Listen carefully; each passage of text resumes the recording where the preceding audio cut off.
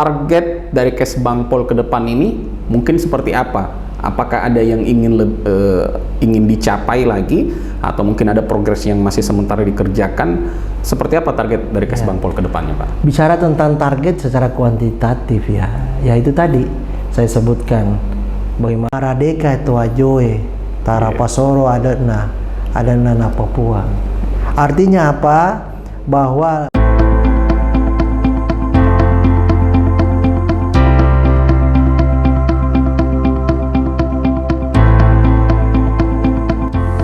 Kupas Tuntas.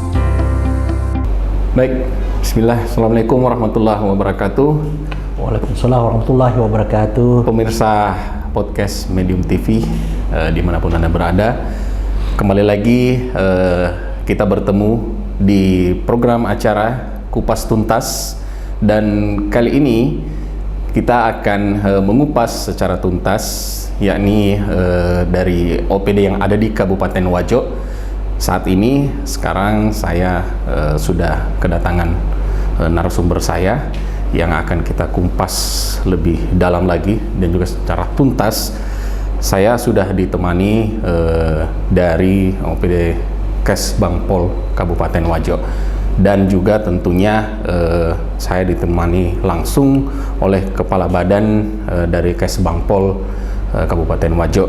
Selamat datang kepada Bapak Dr. Andes Haji Alamsyah MSI, Pak. Ya, betul, selamat Pak. Datang juga.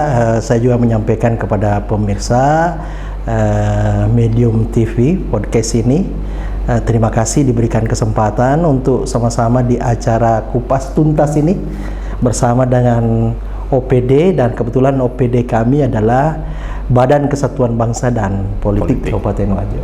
Siap, Pak Kaban. Oke, Pak Kaban, saya akan membacakan sedikit profil dari Pak Kaban. Oh iya. Jadi Pak Dr. Andes Haji Alamsyah MSI ini lahir tanggal 26 Desember 1971, betul? Betul. Pak Kaban? Dan juga awal karir beliau yakni sebagai camat di tahun 2003. Iya, betul. Pak Kaban, iya. Juga sempat menjabat Kepala Bagian Administrasi Kesrasekda di tahun 2010, dan juga Kepala Badan Penanggulangan Bencana Daerah di tahun 2016. Iya, betul. Ya. Sempat setelah itu analis pemberdayaan masyarakat di tahun 2019, dan sekarang ini menjabat sebagai Kepala Badan Kesbangpol di tahun 2020 ya, Pak? Iya, 2020. 2020 ya. Tanggal 9 bulan 7 ya. Siap. Oke, mungkin kita diskusi-diskusi santai ini. Iya, boleh. Pak Kaban. Boleh, jadi tidak terlalu tegang. Iya. Sempat saya lihat profil ini ada Kepala Badan Penanggulangan Bencana, sehingga sekarang menjadi Kepala Badan Kesbangpol. Mau katanya jujur ini, mana yang lebih mungkin dari pekerjaan lebih sulit atau lebih enak mana pada saat Pak Kaban menjabat penanggulangan bencana daerah, atau saat sekarang di Kesbangpol ini? Iya, terima kasih Pak Budi Kurniawan, teman kami dari podcast Medium TV. Persoalan mana enak dan mana sukarnya antara Badan Penanggulangan Bencana dengan Badan Kesbangpol, saya kira masing-masing OPD ini atau perangkat daerah ini punya dua dimensi itu tadi. Ada juga enaknya dan ada juga sulitnya. Pasti ada. Tetapi Badan Penanggulangan Bencana saya bersyukur ya Pak. Sejak saya 2012 ya, sampai 2009 itu jadi sekitar hampir 7 tahun ya. Lama. Saya mengawal banjir, potensi banjir yang lebih domain di Kabupaten Wajo ini. Alhamdulillah kami menghadirkan pemerintah ketika terjadi banjir, karena ada 3 fase sebenarnya menghadapi penanganan bencana itu. Pertama adalah prabencana, sejauh mana kesiapan pemerintah daerah menghadapi bencana, kesiapannya apa ya, tentu sebagaimana aturan-aturan normal apakah sudah ada perda, apakah sudah ada peraturan bupatinya, atau sudah ada lembaga-lembaga yang bisa dibentuk untuk berkaitan dengan hal itu. Kemudian yang kedua adalah yang berkaitan dengan tanggap darurat. Ini pada saat terjadi. Pada saat terjadi dan harus pemerintah wajib harus selalu ada. Ini yang harus cepat tanggap pada saat kejadian. Tanggap darurat itu. Apa kebutuhan masyarakat, tapi yang paling penting adalah pada saat bencana itu adalah bagaimana penyelamatan manusianya dulu, Pak. Penyelamatan manusia, kalau memang kita butuhkan dengan beberapa gerakan dan beberapa peralatan, ya itu yang paling. Kemudian dimensi yang ketiga masalah penanggulangan bencana adalah berkaitan dengan terkait dengan rehabilitasi dan rekonstruksi setelah pasca. Dan biasanya ini ya beberapa memang sarana prasarana pemerintah, itu harus sarana kepentingan umum yang harus kami perbaiki. Dan berkaitan dengan sulitnya, ya ketiga fase ini kami mengalami kesulitan. Pasti. Sulit benar ya Pak. Dan bagaimana juga ketika kami berhadapan dengan sebuah bencana banjir yang meluas di Kabupaten Wajo, rata-rata itu sampai 9 kecamatan dari 14 itu, dengan tenaga yang sangat sedikit, sangat minim. Tentu itu adalah tanggung jawab besar, yang harus kami, walaupun bagaimana yang terjadi, harus lakukan. Tapi alhamdulillah dengan beberapa kami sudah buat SOP dan sudah sistem yang kami sudah buat sedemikian rupa. Dan saya kira di bencana banyak sistem yang kami buat. Pertama itu kami lahirkan yang namanya Pusat Pengendalian Operasional, Pusdalop. Pusdalop inilah yang selalu memantau tentang persoalan perkiraan cuaca dari BMKG. Bahkan pun juga kita pakai memantau miliknya Amerika Serikat. Kita selalu membandingkan dengan perkiraan cuaca BMKG dengan miliknya Amerika. Kemudian yang kedua, kami sudah siapkan tenaga yang memang betul-betul tim reaksi cepat yang sebelumnya tidak ada menjadi ada di tim reaksi cepat ini. Jadi inilah tim reaksi cepat ini yang ketika terjadi tanggap darurat maka dia terdepan, harus sigap dan harus ada di TKP kejadian pada saat itu. Dan memang kalau dan dia punya fungsi ada dua. Fungsi yang pertama itu adalah tentu asesmen masyarakat. Asesmennya apa? Sepanjang masyarakat mau dibantu Pak. Mau dievakuasi.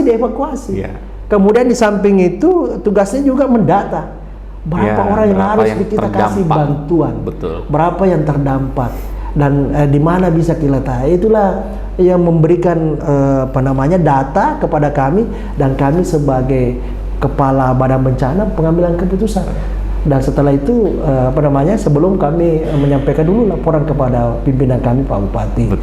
Itu ya suka dukanya ya. Sekarang di badan Kesatuan Bangsa dan Politik ini. Tantangannya mungkin lebih menantang di mana, Pak Kaban? Ya, sebenarnya masing-masing ada tantangannya, Pak. Karena di badan Kesatuan Bangsa dan Politik ini, Pak, beberapa kalau kita merujuk kepada aturan main, bahwa Badan Kesatuan Bangsa dan Politik ini itu adalah mengurus urusan pemerintahan umum. Kalau kita melihat lagi membuka buku literatur, bahwa sebenarnya ada 3 urusan pemerintahan.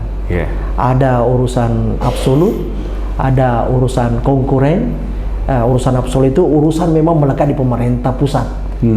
Urusan konkuren ini urusan yang dibagi pemerintah provinsi dan pemerintah kabupaten. Urusan pemerintahan umum itu urusan yang melekat di pemerintah pusat, melekat juga di kepala daerah. Itulah urusan pemerintahan. Di kabupaten, di provinsi yang melaksanakan tugas itu hanya Badan Kesatuan Bangsa. Apa itu urusan pemerintahan umum? Adalah urusan yang berkaitan dengan segala sendi-sendi kehidupan. Yang pertama adalah kami harus mengawal yang namanya indeks demokrasi. Ini berkaitan dengan berkepentingan kita. Tidak lama lagi kita akan berhadapan dengan pesta demokrasi kita. tahapan pemilihan umum sekarang kan sudah berlangsung. Iya. Saat sekarang ini setelah di-launching oleh KPU kemarin Betul, tanggal sudah 14 memulai, iya, September 2022. Sekarang kayak kita sudah mulai. Iya. Belum lagi nanti pemilihan kepala daerah pada bulan November 2024. Iya. Itulah nanti menjadi barometer pekerjaan saya. Sejauh mana indeks demokrasi. Nah, di situ baru bisa. Dan memang kalau ini salah satu variabel dalam indeks demokrasi itu adalah sangat terkait dengan partisipasi politik masyarakat. Partisipasi politik masyarakat, alhamdulillah, dan kita punya data ini pada pemilu kita 2019 yang lalu itu 79,2%. Capaian tingkat partisipasi masyarakat memberikan haknya, suaranya 79,2%. 2%. Itu tahun 2019. Pada saat pemilu sebelumnya. Iya. Tetapi pada saat pemilu gubernur dan pemilu kepala daerah itu naik 81,7%. Itu pada saat 2019 juga. Artinya sudah mulai. Tetapi 2021 yang lalu kita melakukan pemilihan kepala desa serentak. Itu 103 desa yang ada di Kabupaten Wajo, dari 145 desa. Alhamdulillah kita bisa mencapai naik lagi menjadi 86,30%. Artinya dengan kondisi ini tingkat partisipasi jauh dari secara tingkat nasional. Nasional itu hanya sampai 79%. Betul. Jadi itu yang pertama yang kami kawal. Kemudian yang kedua yang kami kawal adalah berkaitan dengan indeks kerukunan, berkaitan dengan merawat kebinekaan kita ini. Betul. Apa itu ya? Tentu di Kabupaten Wajo ini kondisi ada agama Islam, ada agama Protestan, Kristen Protestan, Kristen Katolik, ada Hindu. Pokoknya beragam. Ada bahkan pun ada juga kepercayaan, Konghucu juga ada. Itulah kami menjaga, merawat ini indeks kerukunan ini supaya kehidupan kita, kebinekaragaman kita bisa hidup damai, saling berdampingan, bisa hidup harmonis, saling berdampingan. Mempermasalahkan persoalan latar belakang sosial dan lain-lain. kita, termasuk juga persoalan kesukuan. Kesukuan kita di Wajo ini terdata ini ada 19 suku. 19 suku? Iya, 19 suku yang ada di Kabupaten Wajo itu yang terdata ya, Tapi saya kira masih kalau kita hitung-hitung suku 7.000 sekian suku yang ada di Indonesia seluruh ini, pasti ada saja. Tapi data yang kami terima ada 19, dan itu pun juga makanya kami di Badan Kesatuan Bangsa Politik ini mencoba merangkul dia dengan membuat forum pembauran kebangsaan. Forum pembangunan kebangsaan. Dan alhamdulillah ini berjalan. Ini besok saya sudah dapat undangan lagi kerukunan Jawa melakukan Maulid.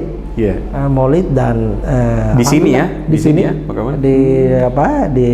ada beberapa tempat. Besok ya saya sudah diundang ya, kebetulan saya akan hadir karena tentu kami sebagai pemerintah selalu support, sebagai mensupport, sebagai pembantunya Pak Bupati ya tentu harus apa yang menjadi aspirasi.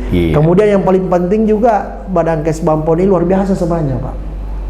Itu makanya kalau beda bicara mana yang lebih enak, mana lebih berarti sebenarnya saya tidak bisa Pak. Tidak bisa diadu. Tidak diadu Pak, tapi masing-masing ada. Ada enak dan tantangannya, bukan sulitnya, tantangannya di situ. Tantangannya. Jadi tantangannya ini lagi kami kan harus mengawal berkaitan dengan penyakit yang tumbuh di masyarakat. Penyakit apa itu adalah persoalan narkoba. Narkoba. Sehingga kami membuat yang namanya P4G, pencegahan penyalahgunaan, pemberantasan narkoba dan freskor narkoba. Nah karena apa memang sangat riskan memang di Kabupaten Wajo ini perkembangannya. Data yang kami saya sampaikan di podcast Medium TV ini bahwa dari 350 tahanan kita yang ada di rutan Cengkang, itu ada sekitar 274 itu adalah pelaku kasus narkoba. Jadi kalau kita persentase 80%. Berarti itu yang mayoritas terungkap. ini Terungkap.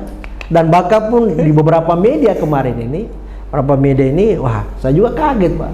Tiba-tiba orang di sini lagi tertangkap APH yang berkaitan dengan bandarnya, agennya, pengedarnya. Iya, harusnya begitu. Yang lebih sekian kilo gitu. Iya. Jadi itulah menjadi tantangan saya di Badankes Bampol yang saya ingin sampaikan, dan terutama juga tantangannya berkaitan dengan nilai-nilai Pancasila ini. Betul. Menjaga bagaimana membumikan Pancasila. Luar biasa memang. Jadi ya saya katakan bahwa Badankes Bampol ini punya peran penting mengawal pemerintahan Bapak Dr. Haji Amran Mahmud dengan MSE berkaitan dengan visi misi awalnya itu adalah meningkatkan tata kelola pemerintahan baik, bersih dan amanah. Sesuai dengan jargonnya beliau juga dulu di Pamase. Iya, Pamase itu tidak salah. Mewujudkan pemerintahan yang amanah menuju masyarakat yang maju dan sejahtera. Oke. Pak Kaban, selanjutnya saya ingin tanyakan juga ke Pak Kaban. Ini terkait dengan sinergitas LSM. Nah, ini kan bagaimana cara melakukan sinergitas dengan LSM dan wartawan serta mahasiswa yang sering mendampingi aspirasi kegiatan-kegiatan demo dan sejenisnya. Pak Kaban, itu pokoknya termasuk dinamikanya itu bagaimana cara melakukan sinergitas itu kepada teman-teman LSM dan wartawan, atau mungkin aksi-aksi demo yang ada di Kabupaten Wajo khususnya. Iya, terima kasih Mas Budi Kurniawan dari podcast Medium TV. Memang sebenarnya ini juga banyak pertanyaan-pertanyaan yang muncul. Karena apa? Badan Kesatuan Bangsa dan Politik ini salah satu tugasnya adalah melakukan pembinaan organisasi kemasyarakatan. Betul.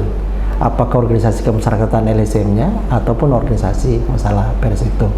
Kemudian tentu untuk membangun, mengawal pemerintahan ini kan tentu harus didukung dengan semua komponen masyarakat. Betul. Termasuk komponennya dalam dan komponen berkaitan dengan LSM. Dan kita, kami bersama dengan Pak Bupati memang kita sudah sepakat bahwa organisasi kemasyarakatan adalah mitra yang baik. Mitra kita, dan bahkan pun kita ajak teman-teman OPD, OPD bahwa LSM wartawan bukan musuh kita, tapi LSM wartawan adalah mitra kita. Mitra kita untuk mengawal di dalam menjalankan pemerintahan, apalagi mewujudkan yang namanya visi pemerintahan yang amanah menuju Wajo yang maju dan bersih. Jadi saya kira sinergitasnya begini Pak. Dan memang ada aturan, memang ada Permendagri-nya Pak. Oh, ada juga? Ada Permendagri. Jadi Permendagri nomor 57 tentang pembinaan organisasi kemasyarakatan itu memang salah satu pasal itu bahwa untuk meningkatkan kapasitas organisasi kemasyarakatan dengan pemerintah, maka perlu memang melakukan sinergitas. Betul. Sinergitas apa? Ya saya kira berbagai macam cara macam cara, dan tentu juga kami sesuaikan juga anggaran dasar dan anggaran rumah tangga. Jangan teman-teman ada juga ini tanda kutip teman-teman LSM juga bahwa dia fungsinya kayak fungsi polisi. Penyelidikan. Kadang-kadang seperti itu. Tetapi kalau saya mengharapkan, menghimbau melalui podcast ini, teman-teman ikutilah dengan anggaran dasar, anggaran rumah tangganya. Anggaran dasar, anggaran rumah tangganya kan paling penting. Yang pertama adalah bagaimana mewujudkan kehidupan ini yang berpancasila, berdasarkan Undang-Undang Dasar 45. Kemudian yang kedua, bagaimana juga teman-teman ormas ini lebih menjadi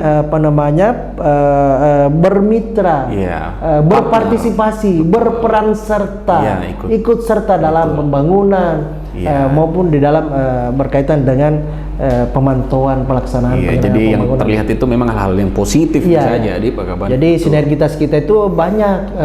Saya sudah sampaikan pertama kemarin kita sudah lakukan juga forum grup diskusi. Apa kita forum grup diskusi itu kita mengharapkan bahwa apa sih unek-uneknya teman-teman LSM terhadap ketemu pemerintah. Langsung. Iya, ketemu langsung. Kemudian ada juga formal, ada juga informal. Ya informal, kalau formal ya itu ada pertemuan di ruang pola. Kemudian informal itu di warkop. Bisa di luar ini warkop, mungkin lebih cair. Iya, lebih cair lagi. Atau di tempat-tempat lain, suasana lain.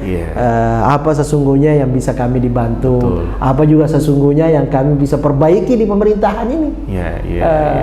Apa karena sesuatu kritikan itu bukan hal soal tabu dalam dunia demokrasi kita sekarang ini. Karena yang mewarnai demokrasi kita ini adalah lahirnya sebuah pers. Sehingga itu harus kita terima dengan baik. Karena betul tujuannya juga kan untuk memberikan saling bersinergi, mana yang perlu dibenahi, mungkin mana perlu dikoreksi, mungkin ini peran serta. Sinergi kita selanjutnya itu Mas Budi adalah kita juga berikan dukungan ketika ada capaian tugas pokok kami.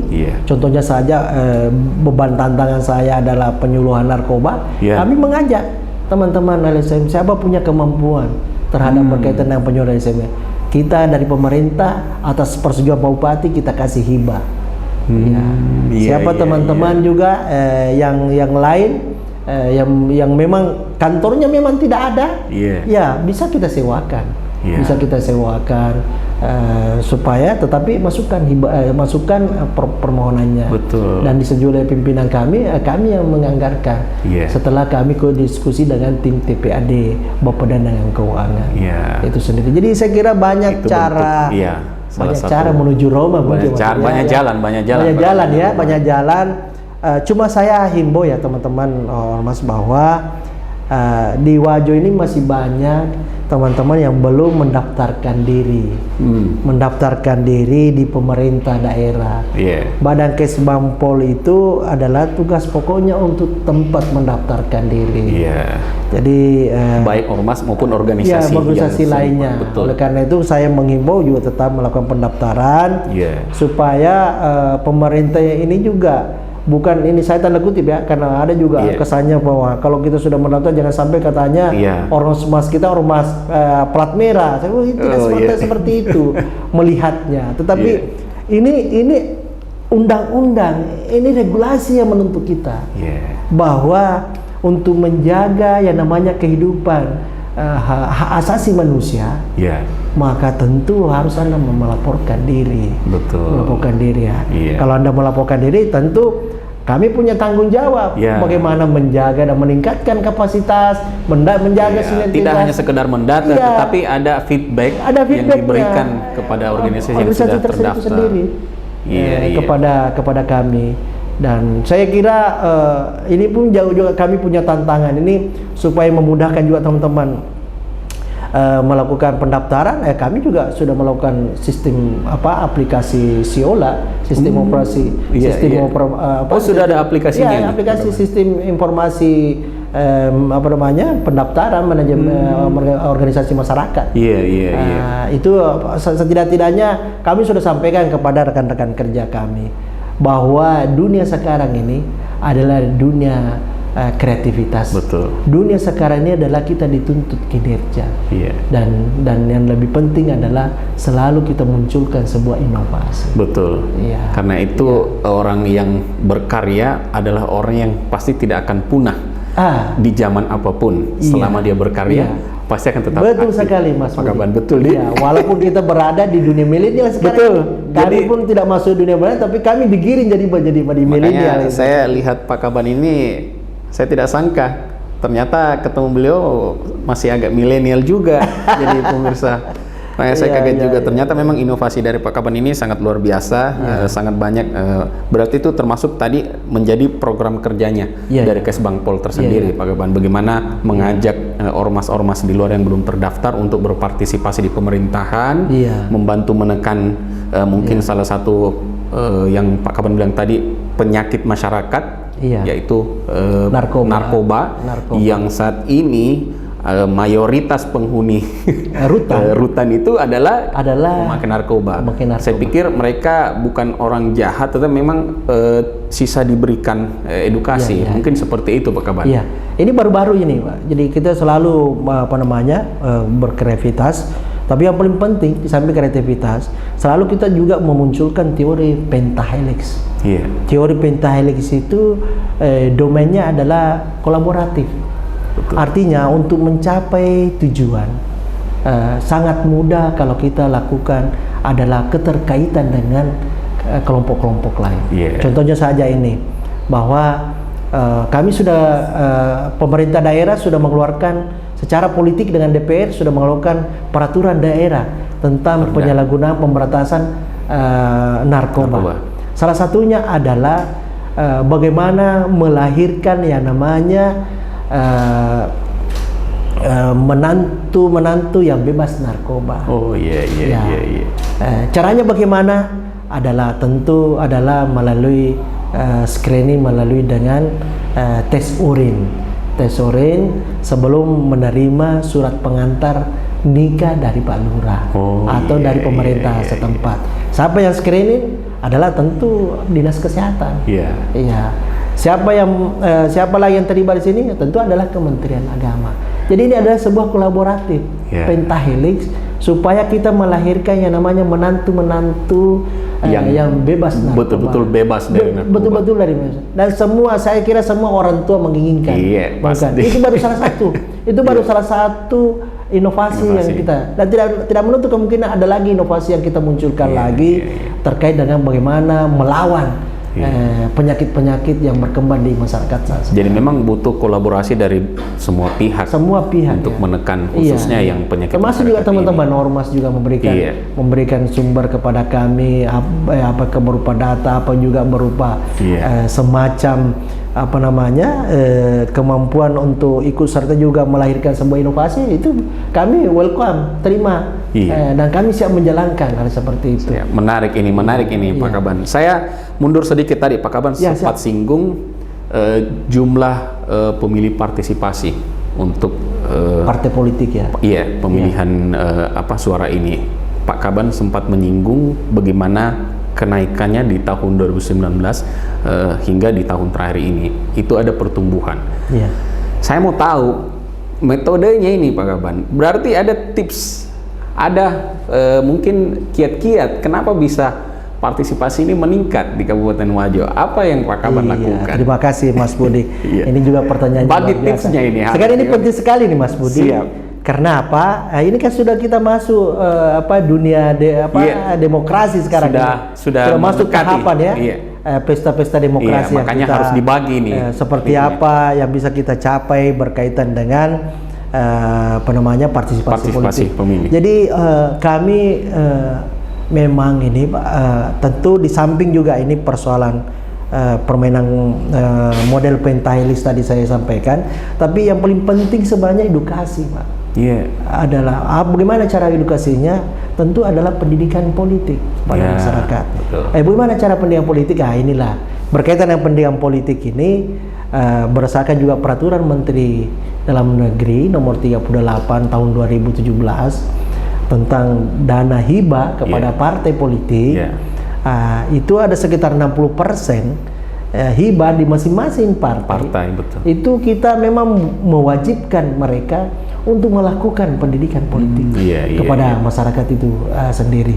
Jadi 60% ini, Pak. Jangan dibalik, jangan ada partai membalik, Pak. Urusan sekretariat jadi 60, 40%. 40. Yang sesungguhnya itu 60% partai politik, ada pendidikan politik, kemudian kesekretariatan. Dan inilah yang sebenarnya yang kami itu yang dilakukan. Dilakukan. Jadi selalu kita lakukan edukasi berkaitan dengan termasuk juga berkaitan dengan budaya-budaya politik yang berkembang saat sekarang ini. Bahwa apa itu budaya politik? Ya, itu money politik. Betul. Di mana-mana sendi pemilihan kepala desa pun juga sudah ada yang namanya money politik. Adalah apalagi pemilu-pemilu sebelum-sebelumnya yang kita dengar ya banyak money politik. Ya, betul. Inilah upaya kami dari Badankes Bangpol bagaimana meminimalisir persoalan itu, Pak. Supaya pesta demokrasi kita ini betul-betul pesta demokrasi yang berintegritas. Betul. Tentu didukung oleh adalah penyelenggara pemilu yang berintegritas juga. Di samping juga penyelenggara berintegritas juga pemilih yang berintegritas. Apa itu pemilih yang berintegritas? Ya, tidak menerima kiri kanan. Baru betul-betul memberikan hak suaranya secara murni, sesuai dengan pilihan, sesuai dengan hati nurani mereka. Mantap sekali, Pak Kaban. Jadi itu mungkin tantangan juga begini kan, untuk memperkenalkan dunia politik itu oke lah untuk orang-orang yang memang sudah pernah terlibat untuk memberikan hak suaranya. Sekarang kan tantangannya ada di milenial, Pak Kaban. Bagaimana kita memperkenalkan politik ini kepada pemilih milenial, karena yang terjadi mungkin ya yang lalu-lalu pesta-pesta demokrasi yang lalu kan memang suara milenial ini yang menjadi kadang-kadang bingung mereka mau menentukan siapa. Ada kesannya mereka ini hanya untuk entah memberikan hak suara atau sama sekali tidak memberikan. Bagaimana caranya mendorong pemilih milenial ini, Pak Kaban, supaya mereka aktif berpartisipasi seperti yang Pak Kaban bilang tadi, memberikan hak suara sesuai dengan hati nurani. Kira-kira apa kiatnya, Pak Kaban, untuk milenial? Ini sungguh sangat luar biasa, Mas Budi. Dari podcast Medium TV ya. Sebenarnya milenial dengan politik ini memang kita harus apa? Perlu kita memang melakukan upaya memperbanyak informasi kepada anak-anak kita di milenial. Mengapa demikian? Karena begini, Pak, dari data kita punya prospek ke depan yang wajib pilih milenial itu sekitar 54%. Berarti di Kabupaten Wajo. Ini saya dapat data sumbernya dari KPU, Pak. Artinya apa? Bahwa yang menentukan maju mundurnya demokrasi kita, menentukan maju mundurnya politik di Kabupaten Wajo ini adalah orang milenial. Pemilih milenial. Nah, sangat terkait itu makanya peran Badankes Bangpol. Inilah kami 2 tahun terakhir ini, kami melakukan sosialisasi bersama dengan kaum milenial. Kami pun wajah juga partai politik seperti ada beberapa partai kemarin untuk saya mengatakan bahwa sekarang ini mari kita lebih banyak sentuh kepada anak-anak kita dari milenial. Karena apa? Karena beberapa literatur yang kita pelajari, beberapa sumber juga ada keengganan ini. Ada keengganan anak-anak kita milenial ini mau bicara tentang persoalan politik. Itulah yang saya padahal sesungguhnya mereka output dari politik itu ketika bidikannya tidak tepat, decision maker-nya tidak tepat, menetapkan keputusan politik tidak tepat, maka juga akan berurusan dengan milenial. Maka akan melakukan aksi protes dan sebagainya. Oleh karena itu, sebagai dunia demokrasi kita yang sudah kita terima dengan baik ini, ya tentu sangat kami menghimbau adik-adik milenial berkaitan dengan dan kami juga mengajak adik-adik milenial kalau memang mau jadi caleg ya silakan. Sekarang semua partai semua terbuka sekarang. Betul. Semua terbuka sekarang menerima caleg. Di samping itu adalah tentu bagaimana juga menjaga 30% keterwakilan perempuan di dalam mengangkat persoalan emansipasi wanita dalam politik ini. Betul Pak Kaban. Baik, mudah-mudahan juga apa yang Pak Kaban sudah cita-citakan tadi juga bisa tercapai. Sekarang saya mau tanya juga lagi, Pak Kaban, ini kan ada 25 program kerja nyata dari pemerintahan Pak Mase, Pak Bupati dan Pak Mase ini. Adakah program kerja juga yang korelasinya sudah juga turut membantu ke 25 program kerja nyata tersebut dari Kesbangpol sendiri? Saya kira dari 25 program dari Bapak Bupati ini, saya kira hanya program yang pertama, program yang kedua, yaitu program berkaitan dengan good governance pemerintah. Kalau yang pertama ini kan berkaitan dengan peningkatan pelayanan paten pelayanan terpadu. Administrasi terpadu di kecamatan. Pelayanan yang kedua ini yang berkaitan dengan good governance. Dan saya kira untuk membangun good governance ini, Badan Kesbangpol ini supaya pemerintahannya baik, pemerintahannya bersih. Di Badan Kesbangpol ini kami mengelola dana hibah. Dana hibahnya apa? Ada dana hibah partai politik, kemudian dana hibah ormas. Mengapa ini penting saya garis bawahi? Karena teman-teman yang mengolah dari partai politik ini kan bukan basic dari administrasi. Begitu juga teman-teman ormas, LSM juga bukan basic administrasi. Nah, di sisi lain pertanggungjawaban, akuntabilitas daripada dari mereka harus administratif. Harus administrasi. Oleh karena itu, supaya mengawal, dan selama ini saya sampaikan Mas Budi sebelum saya itu setiap tahunnya ada saja temuan dari Badan Pemeriksa Keuangan. Mengapa? Karena itu tadi berhadapan dengan partai politik kan kita orientasinya beliau kan semua bukan dari semua sumber-sumber administrasi. Sehingga apa yang harus maka kami harus hadir pemerintah yang good governance. Menjaga pemerintahan yang baik adalah melahirkan yang namanya inovasi coaching klinik. Coaching klinik ini adalah tentu adalah sebuah inovasi melakukan pendampingan, pengadministrasian kepada partai politik maupun kepada ormas yang menerima dana hibah itu. Coaching klinik ini tentu selalu juga kami kolaboratif, Pak. Karena selalu juga ada edukasi dari inspektorat yang memberikan kami SOP, dan inspektorat juga memberikan kami edukasi tentang seperti apa administrasi yang dibutuhkan. Dan itu yang kami lakukan, dan alhamdulillah sudah terbukti, Pak. Baru 1 tahun ini saya sudah lakukan. Alhamdulillah terbukti tahun 2021 ini, Pak, tidak ada temuan partai politik, Pak. Alhamdulillah. Padahal selama ini 16 tahun sebelumnya, Pak, temuan selalu ada temuan. Selalu. Kenapa itu tadi kita juga tidak menyalahkan partai politik, karena memang basicnya bukan memang orang pemerintahan, bukan orang administratif, tapi dia hanya orang partai. Tetapi kita kawal Badan Pemeriksa Keuangan memberikan nilai kepada kami bahwa ini sudah baik, akuntabilitas, dan walaupun sebenarnya masih ada catatan termasuk ada ormas masih perlu kita perbaiki, tetapi setidaknya sudah ada hal yang lebih baik dari sebelumnya.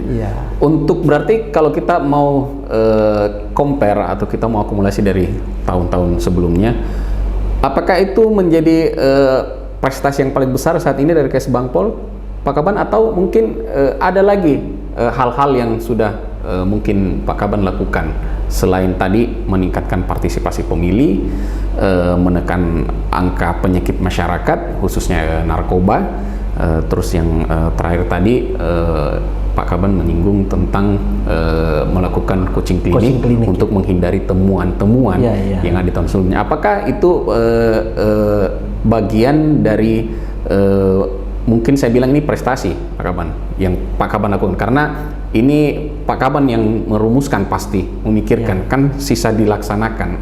Atau ada pencapaian yang paling besar yang mungkin Pak Kaban ingin ceritakan selain dari itu selama ini berjalan?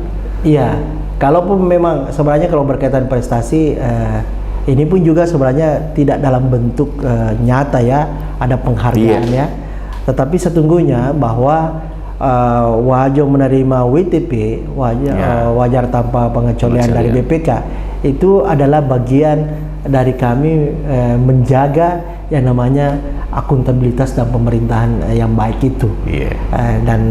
Dan memang sebenarnya di Badan Kesbangpol ini ya itu tadi kegiatan-kegiatan di tingkat nasional pun juga tidak ada yang sebuah prestasi seperti umpamanya ada kepialaan Adipura, kemudian apa di bidang kesehatan, tapi lebih kepada aksi nyata. Ya, lebih aksi nyata dan perbaikan yang dilakukan. Yang kami anggap prestasi itu adalah sesungguhnya yang menjadi baik pengelolaannya. Menjadi baik pengelolaannya seperti itu. Jadi dari sebelumnya ayo menjadi baik. Dan itu luar biasa.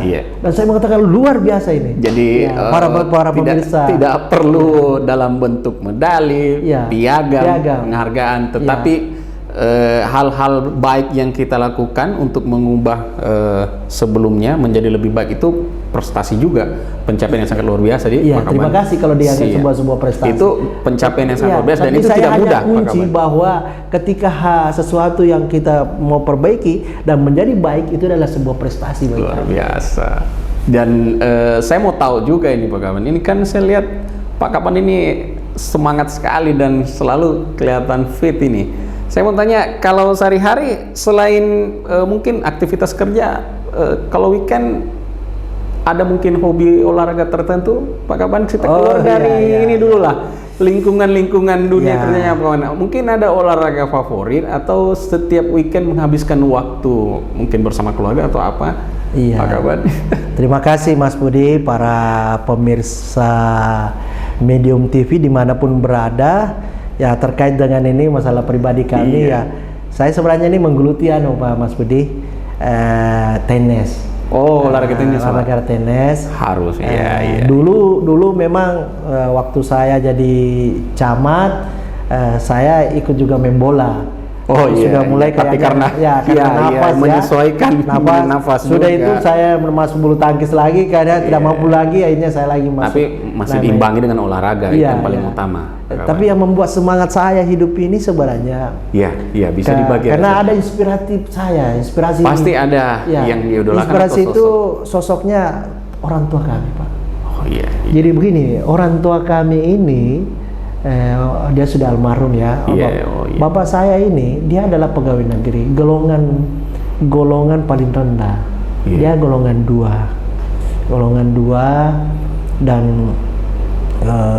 kami 3 bersaudara, semua laki-laki. Semua laki-laki dan Pak Kaban saya anak kedua. Ketika menjalani hidup ini orang tua saya namanya golongan rendah. Itu gajinya pas-pasan. Betul. Jadi itu di situ saya selalu terinspiratif dari orang tua saya bagaimana menghidupkan anaknya, bagaimana memberikan pendidikan, apalagi saya pendidikan di Pulau Jawa. Betul. Pulau Jawa dengan gaji yang serendah itu. Dan yang paling inspiratif lagi selalu menanamkan prinsip-prinsip kepada saya. Dia bilang, "Nak, hidup ini silih berganti." Artinya apa? Bahwa sesama kita manusia itu kita saling membutuhkan. Betul.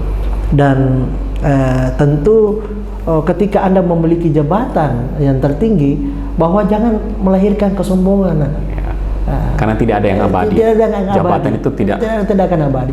Makanya dimanapun saya, Mas Budi, saya memang begini, Pak. Betul. Jadi dimanapun ditempatkan, pokoknya ibarat di atas kapal mau ke kanan belok ke kanan, ikut kanan kiri. Jadi memang enjoy lah saya. Itu yang bikin segar selalu Pak Kaban. Tempat segar dan padahal tadi sudah umur itu baru udah 50 tahun juga umur saya. Makanya saya selalu mau tanya kalau ketemu dengan narasumber yang selalu fresh ini, apa rahasianya bisa dibagi sama pemirsa podcast Medium juga supaya bisa juga ditiru. Ternyata memang di sela-sela kesibukan apapun itu dan sepadat apapun itu, olahraga juga bisa jadi salah satu obat, Pak Kaban, supaya pada saat beraktivitas pikiran kembali fresh, darah juga bisa mengalir, otomatis juga bisa berpikir lebih. Betul ya Pak Kaban. Oke, saya mau tanya lagi Pak Kaban. Ini mengenai kembali ke pekerjaan. target dari Kesbangpol ke depan ini mungkin seperti apa? Apakah ada yang ingin dicapai lagi, atau mungkin ada progres yang masih sementara dikerjakan? Seperti apa target dari Kesbangpol ke depannya, Pak? Bicara tentang target secara kuantitatif ya itu tadi saya sebutkan, bagaimana bisa capai indeks demokrasi, kemudian bagaimana mencapai indeks kerukunan, kemudian bagaimana juga meminimalisir penyalahgunaan narkoba dengan pendekatan PMPG. Ini juga sementara ini Mas Budi ini karena saya diberikan amanah Pak Bupati untuk mengawal. Jadi karena di sini tingkat peredaran dan penyalahgunaannya ya seperti yang saya sebutkan tadi datanya itu, maka Pak Bupati menginginkan ada lahirnya yang namanya badan narkotika secara vertikal. Jadi samping juga sudah ada memang melekat di Polres, ada satuan narkoba. Sekarang juga kita berupaya untuk melahirkan, karena kedua institusi ini di samping ada pencegahan, dia juga ada tindakan, Pak. Betul. Ada tindakan. Yang saya lakukan di Badan Kesbangpol itu sebuah pencegahan. Tapi tidak edukasi. Ada edukasi, tapi tidak ada tindakan, tidak ada penyidikan. Siapa yang melakukan penyidikan? Ini kan satuan narkoba yang ada di satuan Polres. Ditambah nanti kalau ada BNN narkotika. Jadi kalau ibaratnya ini, Pak, ini kan sudah mulai ibarat balon ya, Pak. Kalau balon itu semakin ditindis, artinya semakin banyak institusi yang berada di sini ya, saya kira mungkin mengembangnya di tempat lain. Biasa kalau kita tindis ini menyeberang seperti ini. Inilah yang coba dilakukan Pak. Ini yang kami coba menekan. Jadi memang sih termasuk juga persoalan ini, Mas Budi. Persoalan yang berkaitan dengan sejauh mana kita hidupnya berpancasilais. Dan ini pun juga harus saya memutar otak berhadapan dengan milenial. Karena mengedukasi itu jangan edukasi yang itu saja sosialisasi ada narasum. Tentu juga harus ada terobosan baru. Harus mengikuti apa keinginan keinginan publik, keinginan milenial. Kalau memang menginginkan seperti ini podcast kita narasumber, kenapa tidak kita kembangkan? Seperti bisa jadi supaya juga, bisa kita membumikan Pancasila. Betul. Karena kan melalui talk show seperti ini kan juga ada pesan yang disampaikan khususnya terkait dengan divisi dari Pak Kaban sendiri. Jadi mungkin memang apa yang dilakukan Pak Kaban dari Kesbangpol ini walaupun masih ada beberapa target ke depan, setidak-tidaknya sudah ada pencapaian yang sudah dilakukan dan itu tentunya jauh lebih baik dari tahun-tahun sebelumnya. Terbukti dari beberapa indikator tadi yang sudah kita diskusikan, Pak Kaban, ada perubahan-perubahan yang menuju ke arah yang lebih baik, dan kita selalu berharap semoga ke depan atau di tahun-tahun yang akan mendatang ini menjadi semakin lebih baik, Pak Kaban. Itu harapan kita. Jadi terakhir Pak Kaban, mungkin saya meminta pesan dan kesan. Mungkin silakan Pak Kaban mau berbicara mungkin kepada tadi Ormas, mungkin bisa disinggung lagi, atau mungkin LSM yang ingin berpartisipasi, mungkin ada pesan dan kesannya Pak Kaban. Para pemirsa dimanapun berada, saya kira melalui kesempatan ini sebagai Kepala Badan Kesatuan Bangsa Politik Kabupaten Wajo tentu senantiasa menghimbau bahwa mari kita senantiasa menjaga kehidupan kita di Kabupaten Wajo ini, kehidupan yang harmoni.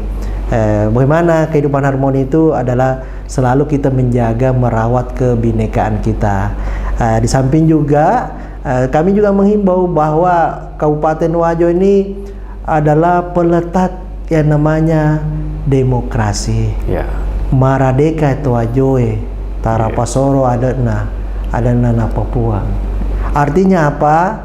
Bahwa demokrasi diletakkan di Kabupaten Wajo. Oleh karena itu mari kita jadikan Kabupaten Wajo ini menjadi daerah yang demokrasi yang berintegritas.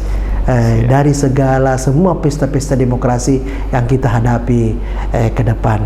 Di samping itu juga teman-teman, bahwa Bedang Kesbangpol ini tugasnya adalah bagaimana memberikan meminta dukungan kepada seluruh masyarakat untuk senantiasa memberikan support, memberikan dukungan, memberikan peran, bahkan pun menjaga kemitraan dengan pemerintahan daerah Kabupaten Wajo ini di dalam bagaimana mengawal yang namanya visi misi beliau Bapak Bupati melalui kepemimpinannya Bapak Dr. Haji Amran Mahmud SOS MSc dan Bapak Haji Amran SE yang berkaitan dengan pemerintahan yang amanah menuju Wajo yang maju dan sejahtera.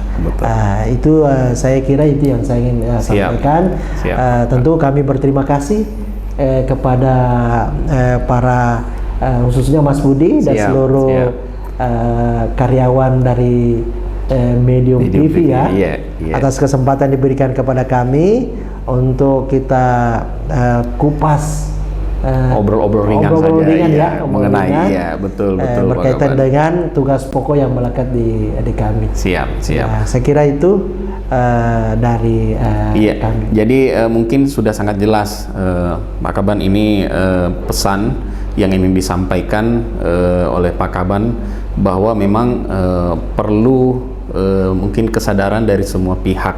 Jadi saya pikir peran pemerintah saja tidak cukup, pemirsa. Jadi memang harus ada kesadaran dari masyarakat terkait untuk membantu khususnya di divisi Pak Kaban ini Kesbangpol mewujudkan masyarakat yang harmoni dari keberagaman suku, agama, sosial dan lain-lain. Nah, tentunya inilah yang diharapkan Pak Kaban, bagaimana menciptakan masyarakat Wajo yang betul-betul sesuai dengan arahan dari Pak Bupati. Dan itulah tadi pemirsa, saya pikir ini adalah podcast mungkin yang sedikit panjang tetapi padat. Bagi saya ini berisi semua, karena apa yang disampaikan Pak Kaban ini sangat mendetail dan juga sudah sangat mewakili permasalahan-permasalahan yang ada di masyarakat Wajo saat ini, khususnya di sektor Kesbangpol tersebut. Saya juga menangkap tadi ada beberapa yang saya garis bawahi bahwa memang yang paling utama itu adalah koordinasi. Pak Kaban, betul ya, memang harus perlu koordinasi dari semua elemen masyarakat untuk mengatasi permasalahan-permasalahan yang ada di Kota Wajo, dan terutama untuk memberantas penyakit masyarakat ini yang sekarang mayoritas adalah penghuni rutan, di mana ada berapa persen tadi Pak Kaban? 80%. Ini sangat tinggi sekali, tetapi dengan koordinasi dan juga partisipasi dari beberapa pihak ya, termasuk ormas dan juga LSM, ini hakul yakin bisa ditekan. Pak Kaban pasti bisa ditekan. Jadi Pak Kaban juga tidak berpikir sendiri, tetapi ada juga yang mendukung ya, ada yang mensupport itu, karena saya yakin sekalipun Pak Kaban menjadi Superman atau manusia super, itu tidak cukup tanpa bantuan masyarakat. Dan itu yang paling penting Pak Kaban. Oke, mungkin itu podcast kita di hari ini. Terima kasih banyak atas waktu dan penjelasannya Terima kasih Pak Kaban. Ini mudah-mudahan kita bertemu bisa di lain waktu, di lain tempat. Jadi ini adalah podcast pertama bersama Pak Kaban, namun bukan yang terakhir, karena kita pasti akan bertemu entah di mana. Kita selalu menjaga silaturahmi kita. Pasti Pak Kaban, itu yang paling penting. Baiklah pemirsa podcast Medium TV, sekian dulu diskusi-diskusi ringan kita tadi bersama Kesbangpol ya. Sudah diutarakan oleh Bapak Dr. Andes Haji Alamsyah MSI seperti apa target dan juga torehan-torehan yang sudah dilakukan. Semoga kita berdoa ke depan apa yang dilakukan oleh Bapak Haji Alamsyah ini bisa menjadi manfaat terutama di masyarakat Wajo. Itulah yang ingin saya sampaikan pemirsa podcast. Kita bertemu lagi di lain kesempatan, tentunya dengan narasumber yang berbeda dan juga pembahasan yang lebih segar dan berbeda pula. Demikian, saya undur diri dulu. Assalamualaikum warahmatullahi wabarakatuh.